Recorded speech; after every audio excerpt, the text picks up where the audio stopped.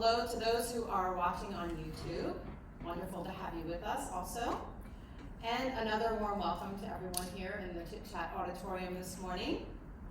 As I mentioned during our reading time, that our theme today is contentment. And this morning we are going to think about some barriers to experiencing contentment and how we might be able to counteract those. But our main focus is going to be the cultivation of contentment. Do I have any bakers in here? Anyone who likes to bake? All right. So we're going to pretend that we're following a recipe for contentment cake. Okay? Contentment cake with any kind of icing you make. All right? And the 4 ingredients in no particular order are mindfulness, gratitude, safety, and trust. And I have them up here on the board for your reference. And we'll get to our recipe in just a moment. But let's begin with the definition of contentment. A state of happiness and satisfaction, often because you have everything you need. So if you're experiencing contentment, you may feel happy or satisfied because you have the things you need. Are you content right now?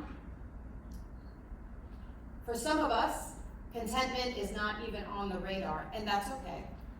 Even if you aren't experiencing contentment right now, think of a time that you felt content.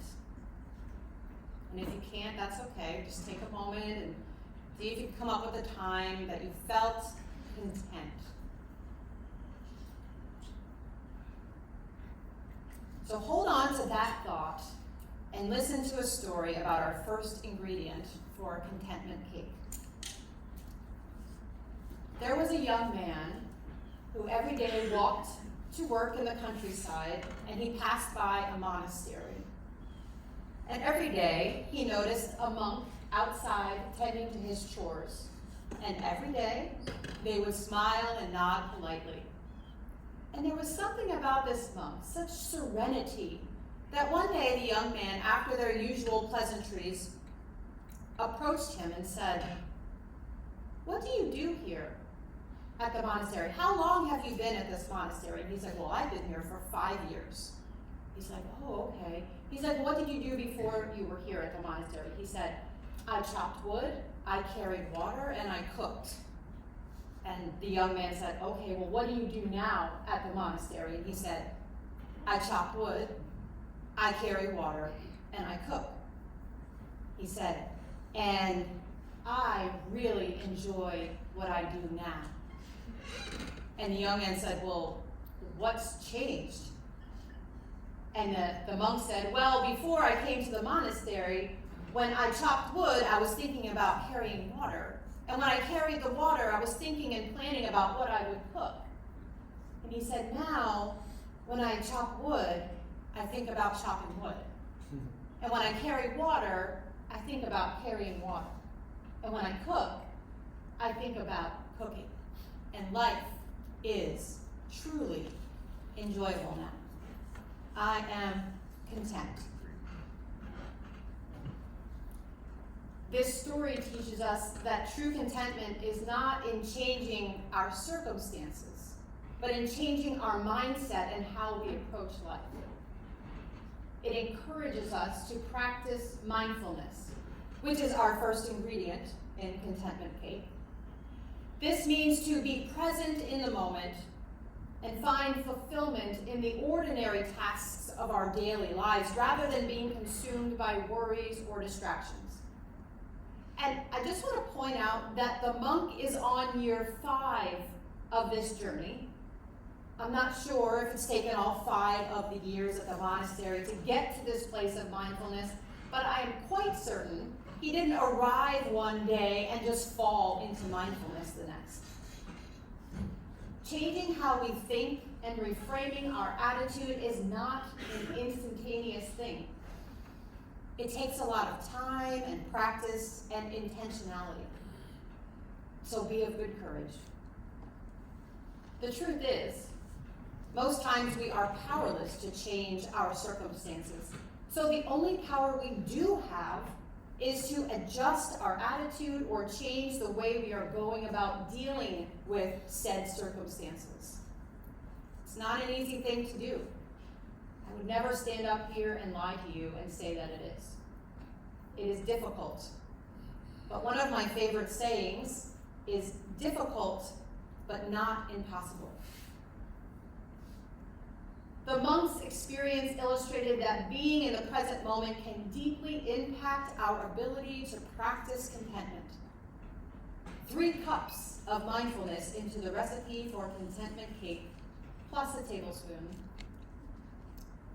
Living in the present moment can also help us to counteract another barrier to contentment, which is unmet expectations. Expectations are future-oriented.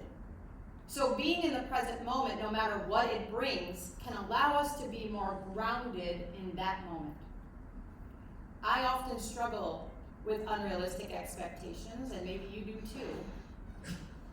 Unmet expectations are a huge block to contentment. A common saying is that expectations are resentments under construction. I've also heard people say, don't expect anything and you won't be disappointed. At one time, that seemed like a really defeating and pessimistic statement to me. But as we think about expectations, I'm beginning to think that this saying just might be onto something. Because my thing was always, how do I not have any expectations? I don't know how to do that. So if you all know how to do that, please talk to me after. I'd love to have a chat with you about that. In my experience, we have expectations of ourselves, of others, and how things should go in life. I have not figured out how to have 0 expectations, so instead, I find it helpful to keep my expectations in check, examine them frequently. So let's talk about 2 other barriers to contentment: comparison and complaining. The 2 C's.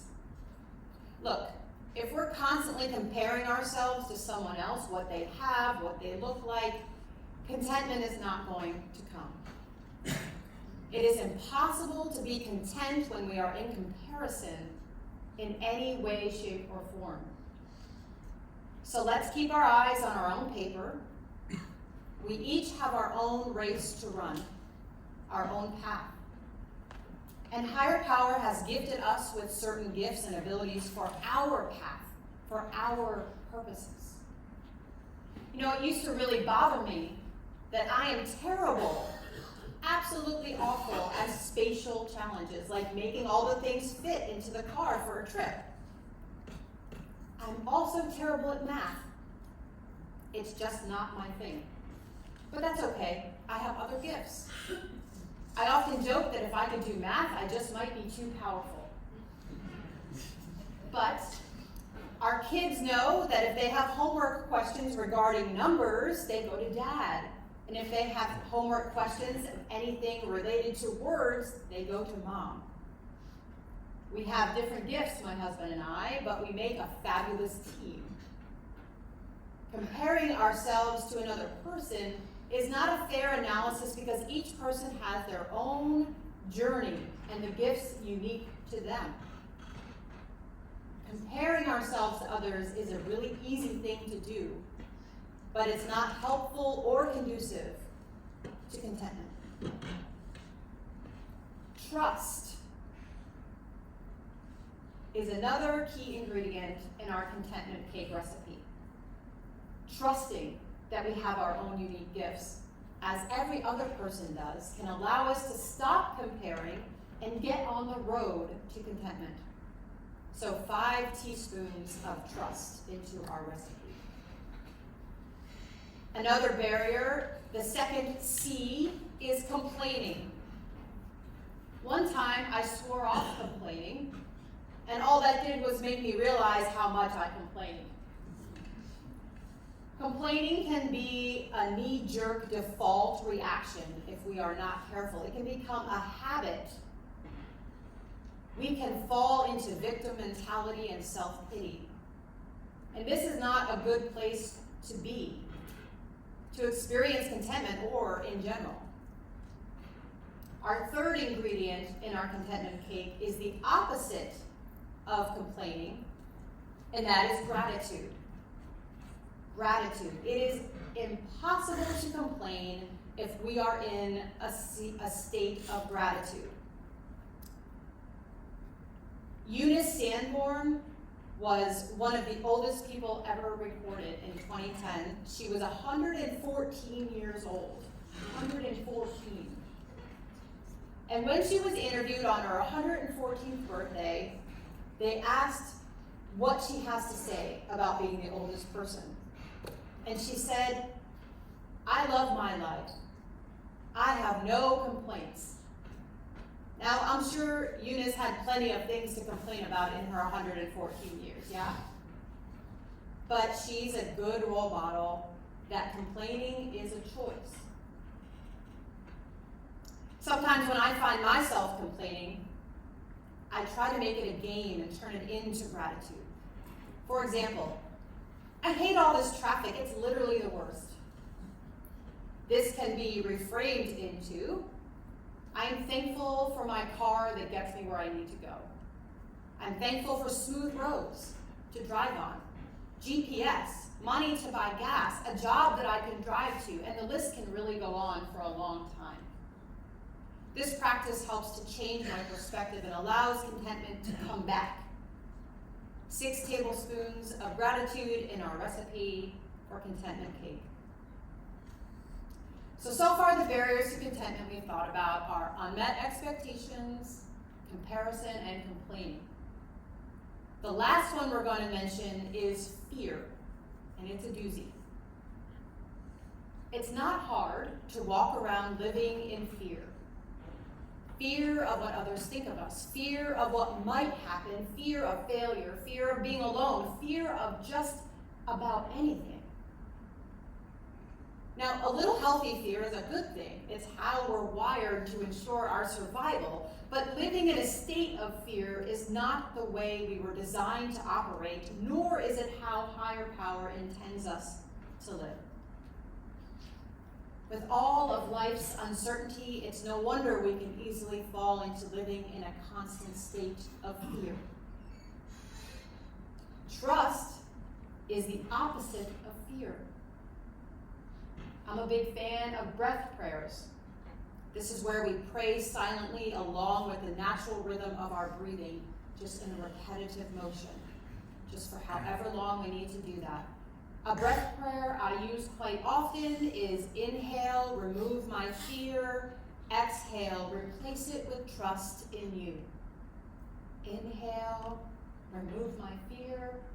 Exhale, replace it with trust in you, my higher power. Trust can be a hard thing. If that's true for you, borrow someone else's trust.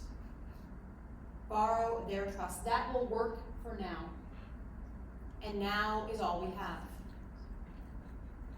The recipe calls for an additional addition of trust. 3.5 cups more of trust into our contentment cake. The foundational ingredient in our contentment cake today is safety, because we cannot achieve contentment without it. We need to feel safe, physically and emotionally. We need to know that we are safe, period. Now, any trauma experienced can complicate this process, but having a highly trained and caring community around us is an important factor for our journey. And depending on where we are in recovery, contentment can be a speck in the distance, can come at random times, or be a more constant feeling. If I'm in a grounded state of mind and find myself getting worked up about something and going into fear, I remind myself that I am safe. Out loud, I say to myself, as many times as it takes, I am safe. I am safe. saying it and hearing it are important for me to be reassured of that whatever it is, first and foremost, is not a threat to my life. I am safe. A reminder that allows me to realize that I am safe on another level is that I have everything I need.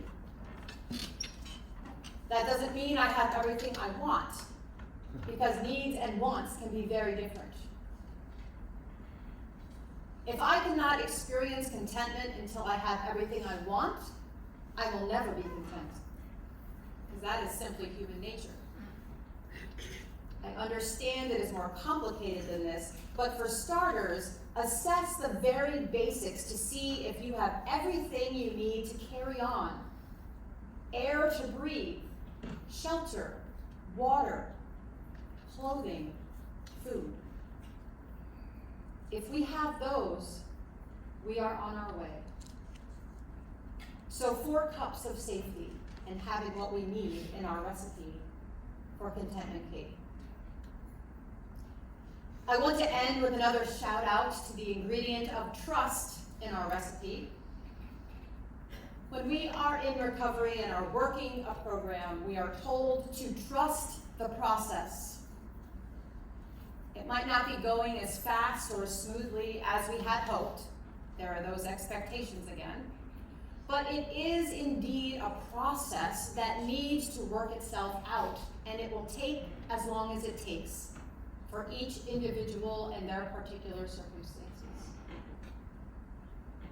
Trusting our higher power for all things, big and small, is crucial on the journey. Trusting that our higher power will provide what we need when we need it. Trusting our higher power for guidance, for timing, for wisdom, for all the things. Now, there is still plenty of work for us to do. We cannot control the wind, but we can adjust the sails, yes? We always have a part to play, but we trust and rely on higher power to do the impossible things, the things we can't fathom or figure out or coordinate or imagine. And we trust higher power for the everyday, ordinary stuff too. All of it. Higher power's got it covered. So although there are plenty of barriers to contentment, remember the ingredients in our contentment cake: safety, mindfulness, gratitude, and trust. So let's take a few moments of silence to reflect on our recipe for contentment and which ingredient you might like to focus on this week. Let's reflect.